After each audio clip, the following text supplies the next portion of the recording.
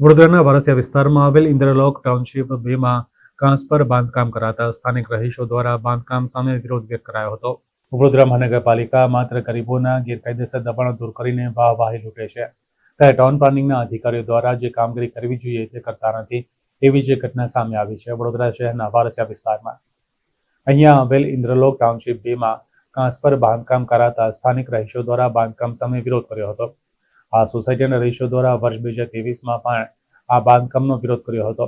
રહીશો દ્વારા mayor, chairman અને પાલિકાના અધિકારીઓને પણ રજૂઆત કરવામાં આવી હતી કે આ બાંધકામ કાંસ પર કરવામાં આવી રહ્યું છે, ત્યારે માત્ર ટાઉન પ્લાનિંગના અધિકારીઓ દ્વારા સ્થળ મુલાકાત લીધી હતી અને માટે 5 દિવસ કામ મુલતવી રાખવામાં આવ્યું હતું અને બિલ્ડર દ્વારા માત્ર રજાઓના દિવસમાં જ બાંધકામ કરવામાં આવી રહ્યું છે। તે બાંધકામથી સ્થાનિકોએ વિરોધ કર્યો હતો, જે બાંધકામમાં 20થી વધુ ફ્લેટ બાંધવામાં આવી રહ્યા છે। જ્યાં કાંસમાં બાંધકામ થાય અને ભવિષ્યમાં ઇમારત ધરાશાયી થાય તો જવાબદાર કોણ, તે સૌથી મોટો પ્રશ્ન ઊભો થાય છે। ત્યાં આજે ઇન્દ્રલોક ટાઉનશીપ 2ના રહીશો દ્વારા બાંધકામ સામે આક્રોશ વ્યક્ત કર્યો હતો અને પાલિકાનો હુરિયો બોલાવ્યો હતો। રજાઓના દિવસે આ 3-4 દિવસથી પાછું આ કામ ચાલુ છે અને 7.5 મીટરના રોડ પર આવી રીતે પરમિશન હોતી જ નથી, તો બી કયા રાજકારણીના સહારે અને કયા અધિકારીના સહારે આ કરી રહ્યા છે એ અમને ખબર નથી।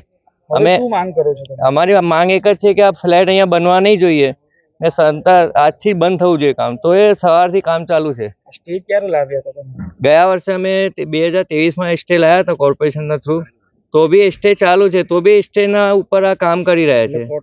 ગયા વર્ષે 2023માં લોકોએ બાંધકામ ચાલુ કર્યું, અમે વિરોધ દર્શાવ્યો। અમે કોર્પોરેશનમાં મેયરશ્રી પાસે, કમિશનર પાસે, ટીડીઓ પાસે, બધા પાસે ગયા। એમનો સપોર્ટ એ ટાઈમે સરસ હતો, અમને સ્ટે આવ્યો, એમનું કામ બંધ થઈ ગયું। આ વર્ષે એ જ રજા ચીઠી ઉપર સ્ટે અમે ઉઠાવ્યો નથી કોર્પોરેશને ઉઠાવ્યો, તે બાંધકામ ચાલુ થાય જ નહીં। આ લોકો રજાઓનો ઉપયોગ કરી 4 દિવસ કામ બંધ રાખી, શુક્ર, શનિ, રવિ જે પ્રમાણે રજાઓ હોય એ પ્રમાણે કામ ચાલુ કરી દે। આજુબાજુવાળાને હેરાનગતિ, સોસાયટીમાં કોઈ બી વિરોધ દર્શાવે છે એના ઉપર પોલીસ કેસ કરવામાં આવે છે। સામેવાળો વ્યક્તિ ઘર બાર સાચવે, સંસાર સાચવે કે પોલીસના ધક્કા ખાય।